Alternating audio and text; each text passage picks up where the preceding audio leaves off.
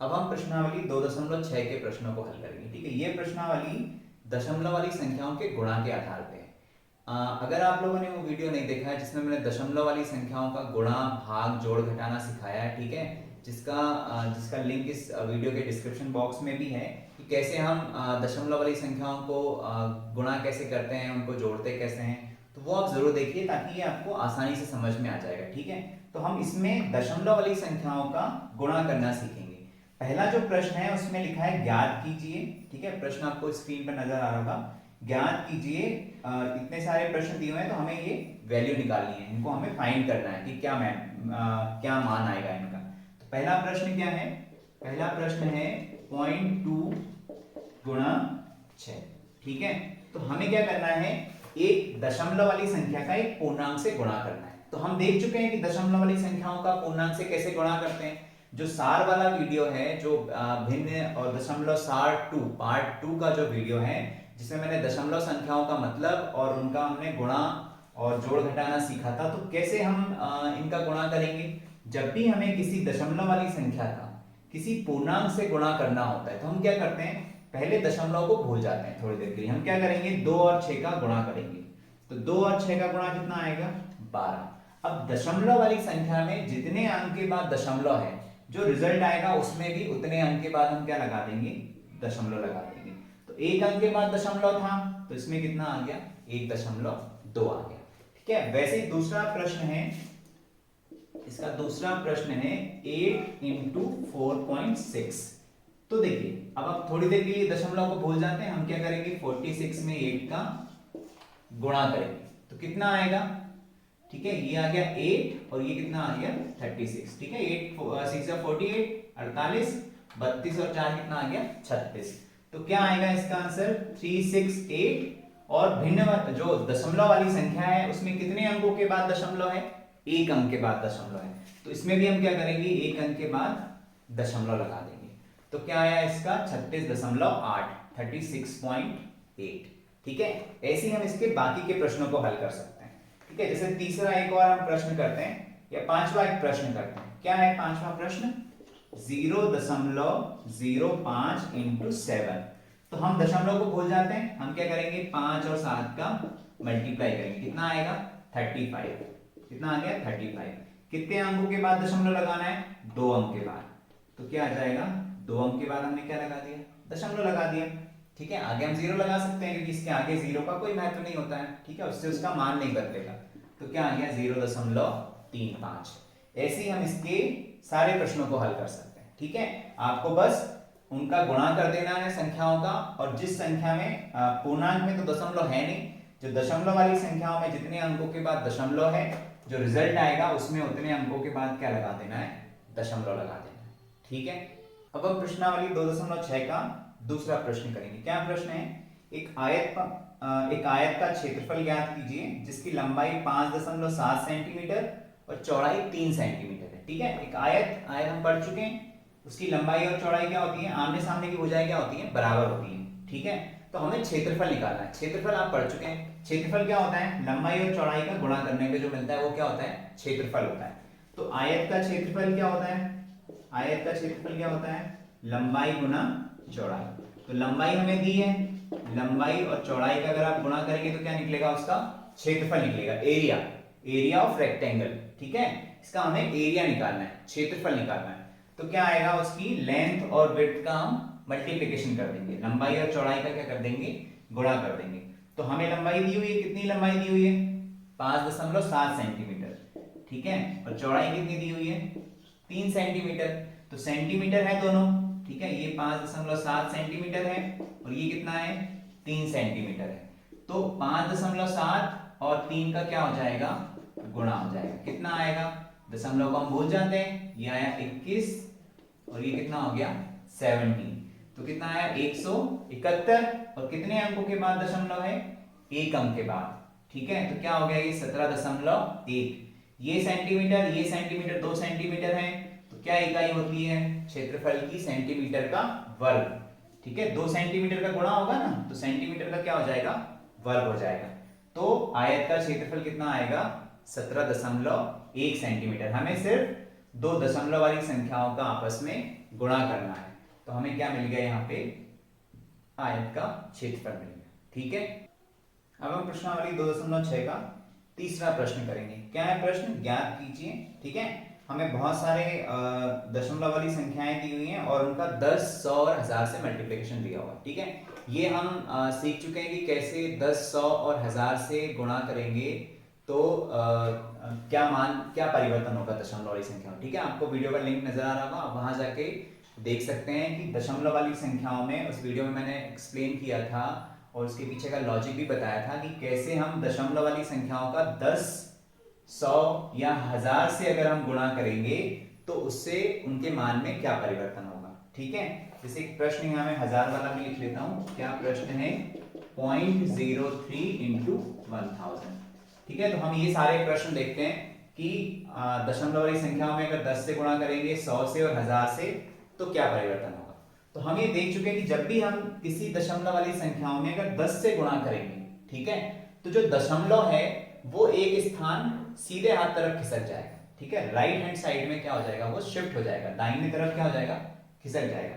तो 1.3 है इंटू 10 है, तो क्या आएगा इसका आंसर, दशमलव क्या होगा, एक अंक इस तरफ खिसक जाएगा, राइट हैंड साइड में मूव कर जाएगा।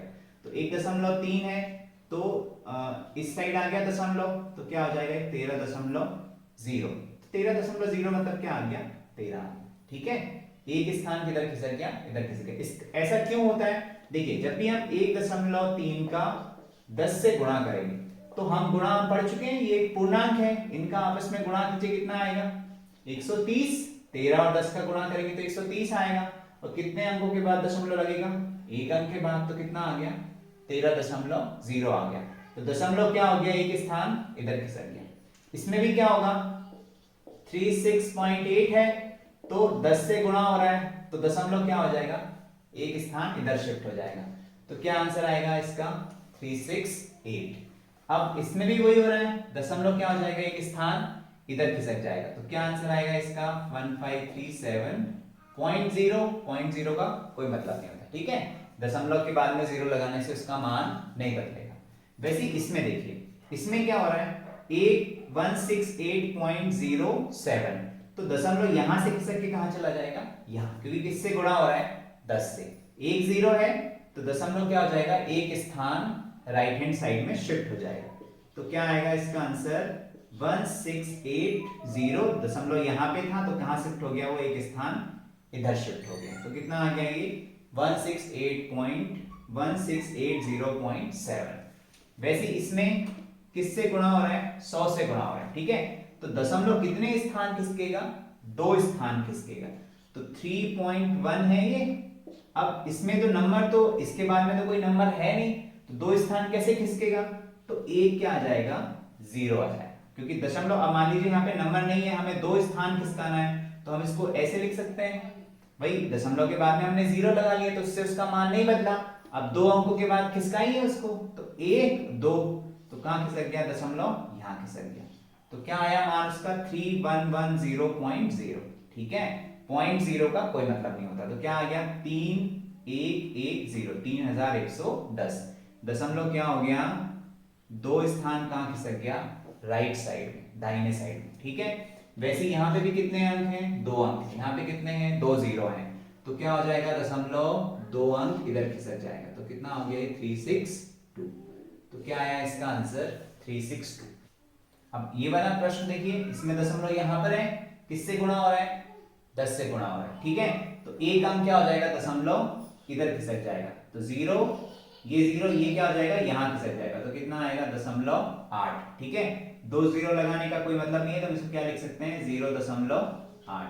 ठीक है, दशमलव की तरह आप कितना भी 0 लगाइए उसका मतलब 0 ही होता है।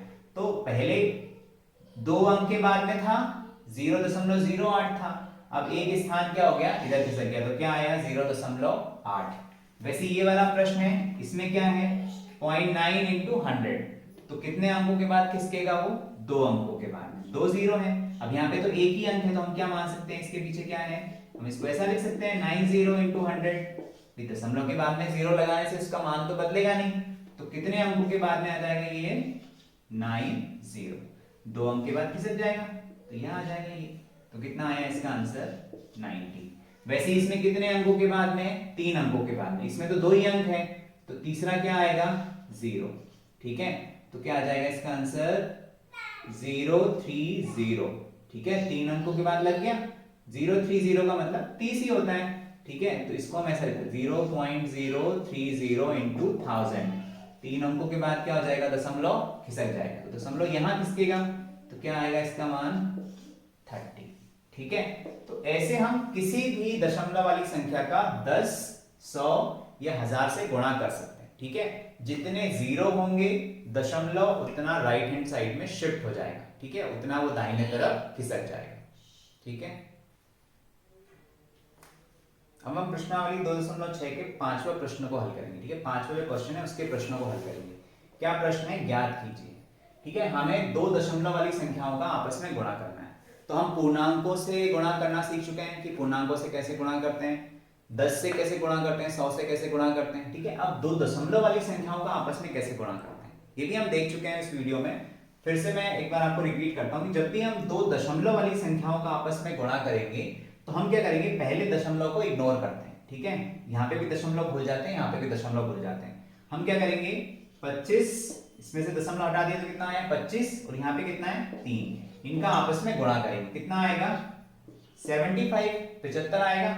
अब यहाँ पे दशमलव कहाँ लगेगा, इसमें जितने अंकों के बाद दशमलव है और इसमें जितने अंकों के बाद दशमलव है उनके स्थानों को जोड़ेंगे। मतलब इसमें एक अंक के बाद दशमलव है, इसमें भी एक अंक के बाद दशमलव है। ठीक है, तो जो हमारे पास रिजल्ट आएगा उसमें एक अंक के बाद इसका और एक स्थान इसका और एक स्थान इसका, तो कितने अंकों के बाद दशमलव लगेगा, 2 अंक के बाद दशमलव लगेगा। ठीक है, इसमें एक अंक के बाद है और इसमें एक अंक के बाद है, तो इसमें भी एक स्थान के बाद दशमलव है, इसमें भी एक स्थान के बाद दशमलव है, तो इसमें 2 अंक के 2 स्थानों के बाद में क्या होगा, दशमलव होगा। 2 अंकों के बाद में क्या लगेगा, दशमलव लगेगा।